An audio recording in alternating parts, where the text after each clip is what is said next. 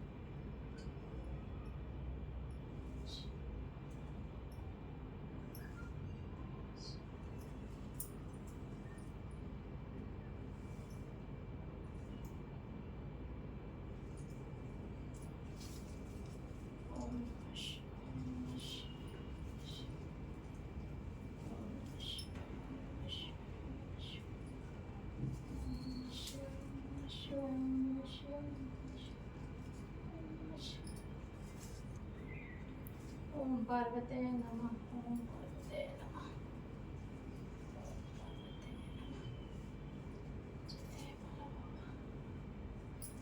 जय भोले शंकर।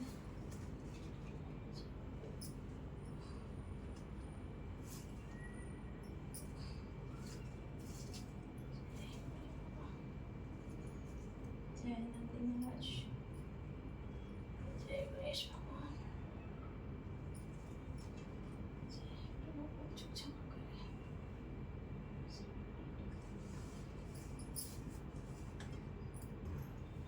जय माता।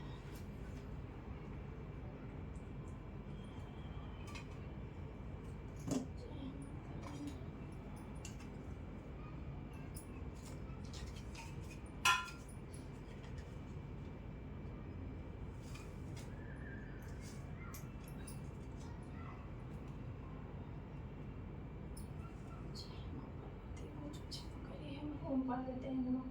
ओम नमः शिवाय। ओम नमः शिवाय। ओम नमः शिवाय। ओम पार्वते नमः। ओम पार्वते नमः। ओम पार्वते नमः। वक्रतुंड महाकाय सूर्यकोटि संप्रभं निर्विघ्नं कुरु मे देव सर्वकार्येषु सर्वदा। ओम नमः शिवाय। ओम नमः शिवाय। ओम नमः शिवाय। अब हम कथा पढ़ेंगे। जो बुक है उसका कथा, आइए कथा ये बुक पढ़ दीजिए, थोड़ा प्यास लगेगा मुझे।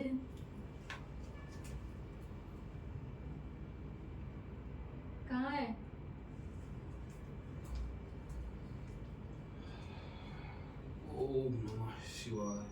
माँ पार्वती। भोले बाबा हमारे ढक गए।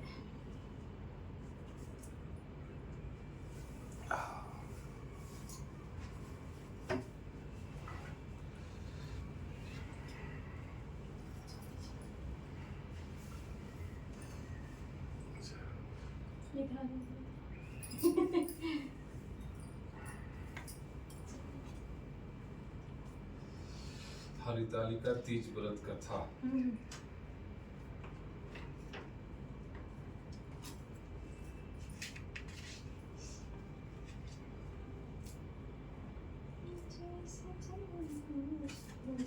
हरतालिका तीज, तीजों का व्रत कब और क्यों? हरतालिका तीज का प्रसिद्ध व्रत भादो मास के शुक्ल पक्ष में तृतीया को किया जाता है। तृतीया तिथि को किए जाने के कारण स्त्रियों में यह व्रत अधिकतर तीजो नाम से जाना जाता है। कुंवारी लड़कियों में यह व्रत इच्छित वर पाने की आशा से तथा विवाहित स्त्रियों सुहाग की रक्षा और पति सुख की कामना करके करती हैं। प्राचीन काल में चल रही मान्यता है कि इस व्रत को करने वाली स्त्रियां पार्वती के समान सुखपूर्वक जीवन यापन करके शिवलोक को प्राप्त होती है। हरतालिका व्रत का विधान।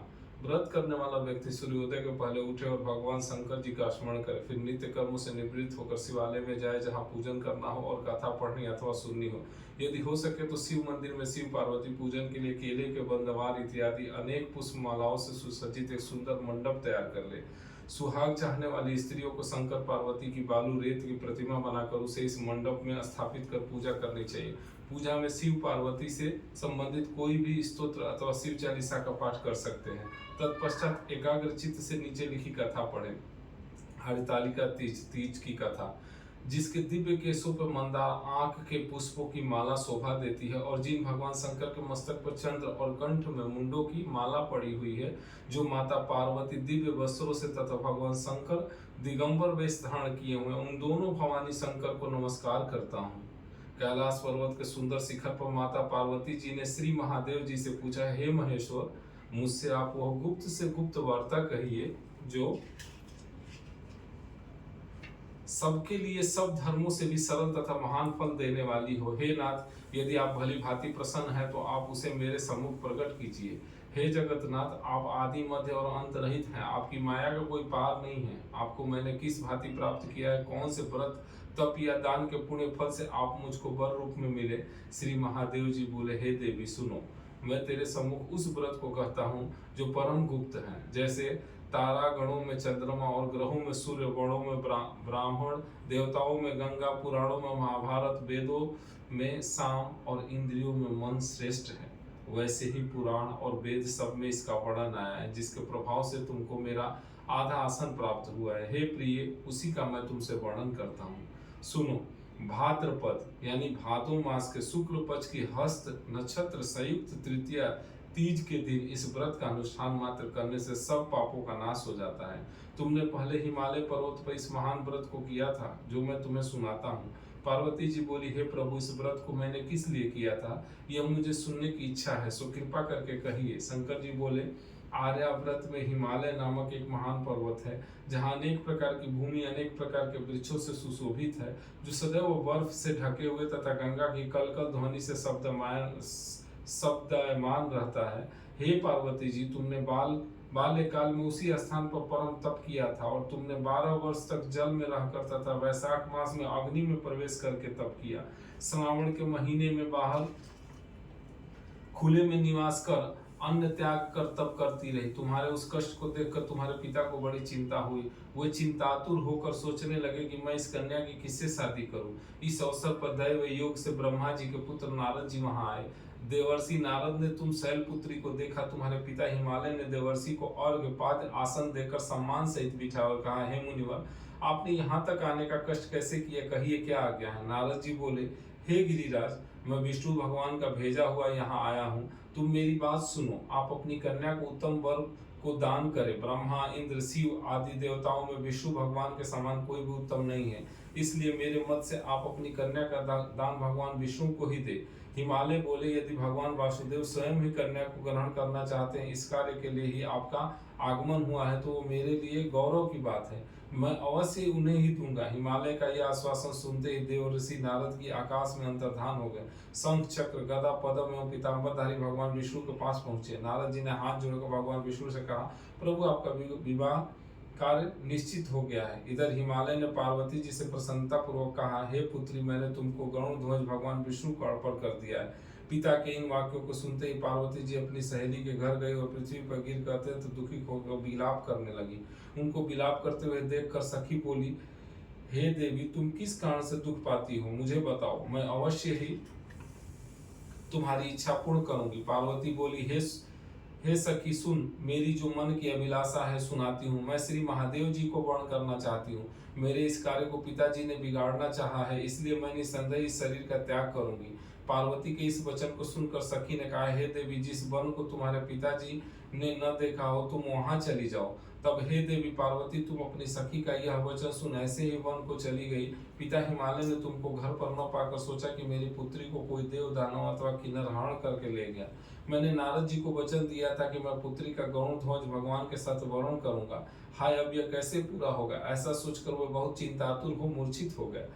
तब सब लोग हाहाकार करते हुए दौड़े और मूर्छा दूर होने पर गिरिराज से बोले कि हमें आप अपनी मूर्छा का कारण बताओ। हिमालय बोले, मेरे दुख का कारण यह है कि मेरी रत्न रूपी कन्या को कोई हरण कर ले गया, या सर्प डस गया, या किसी सिंह व्याघ्र ने मार डाला, वह न जाने कहाँ चली गई, या उसे राक्षस ने मार डाला। इस प्रकार कहकर गिरिराज दुखित होकर ऐसे कांपने लगे जैसे तीव्र वायु के चलने पर कोई वृक्ष कांपता है। तत्पश्चात हे पार्वती, तुम्हें गिरिराज साथियों सहित घने जंगल में ढूंढने निकले।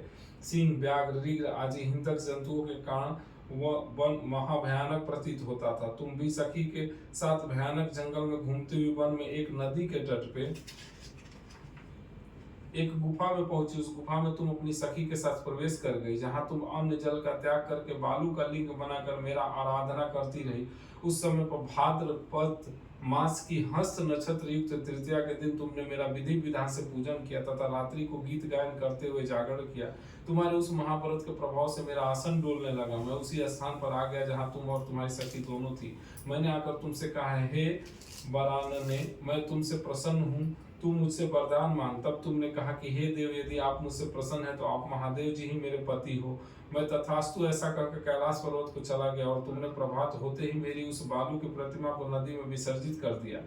हे सुबह, तुमने वहां अपनी सखी सहित व्रत का पारायण किया। इतने में तुम्हारे पिता हिमवान भी तुम्हें ढूंढते ढूंढते उसी घने वन में आ पहुंचे। उस समय उन्होंने नदी के तट पर दो कन्याओं को देखा तो वो तुम्हारे पास आ गए और तुम्हें हृदय से लगाकर रोने लगे और बोले, बेटी, तुम इस सिंह व्याघ्र आदि युक्त घने जंगल में क्यों चली आई?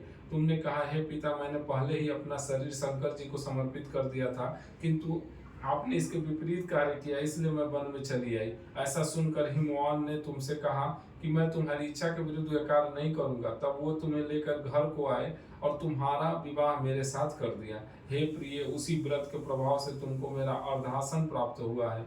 इस व्रत राज को मैंने भी अभी तक किसी के सम्मुख वर्ण नहीं किया है। हे देवी, अब मैं तुम्हें यह बताता हूँ कि इस व्रत का यह नाम क्यों पड़ा। तुमको सखी हरण करके ले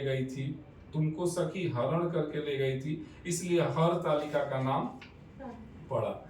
पार्वती जी बोली, हे स्वामी, आपने इस व्रत राज का नाम तो बता दिया, किंतु मुझे इसकी विधि एवं फल भी बताइए कि इसके करने से किस फल की प्राप्ति होती है। तब भगवान शंकर जी बोले, इस स्त्री जाति के अति उत्तम व्रत की विधि सुनिए। सौभाग्य की इच्छा रखने वाली स्त्रियां इस व्रत को विधि पूर्वक करे। केले के खंभों से मंडप बनाकर उसे बंदवारों से सुशोभित करे। उसमें विविध रंगों से उत्तम रेशमी वस्त्र की चांदनी ऊपर तान दे। चंदन आदि सुगंधित द्रव्यों को लेपन करके स्त्रियां एकत्र हो शंख, भेरी, मृदंग आदि बजावे। विधि पूर्वक मंगलाचार करके श्री गौरी शंकर की बालू निर्मित प्रतिमा स्थापित करे। फिर भगवान शिव पार्वती जी का गंध, धूप, पुष्प आदि से विधि पूर्वक पूजन करे।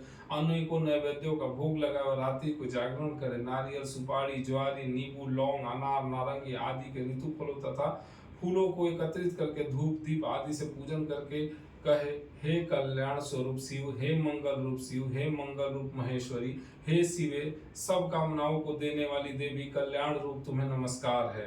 कल्याण स्वरूप माता पार्वती, हम तुम्हें नमस्कार करते हैं। भगवान शंकर जी को सदैव नमस्कार करते हैं। हे ब्रह्मा रूपिणी, जगत का पालन करने वाली माँ, आपको नमस्कार है। हे सिंह वाहिनी, मैं सांसारिक भय से व्याकुल हूँ, तुम मेरी रक्षा करो। हे महेश्वरी, मैंने इसी अभिलाषा से आपका पूजन किया है। हे पार्वती माता, आप मेरे ऊपर प्रसन्न होकर मुझे सुख और सौभाग्य प्रदान कीजिए। इस प्रकार के शब्दों द्वारा उमा सहित शंकर जी का पूजन करें। विधि पूर्वक कथा सुनकर गौ, वस्त्र, आभूषण आदि ब्राह्मणों को दान करें। इस प्रकार से व्रत करने वाले के सब पाप नष्ट हो जाते हैं। ओम शिव आरती। अच्छा हो गया।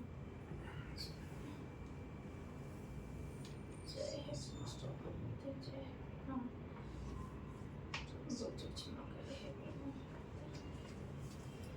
आरती कर लेना।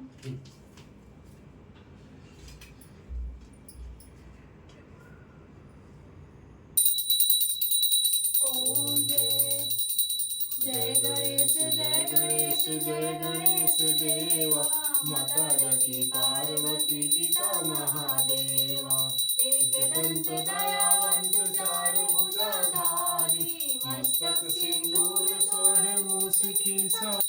ओम जय शिव ओंकारा, ओम जय शिव ओंकारा, ब्रह्मा विष्णु सदा शिव अर्धांगी धारा।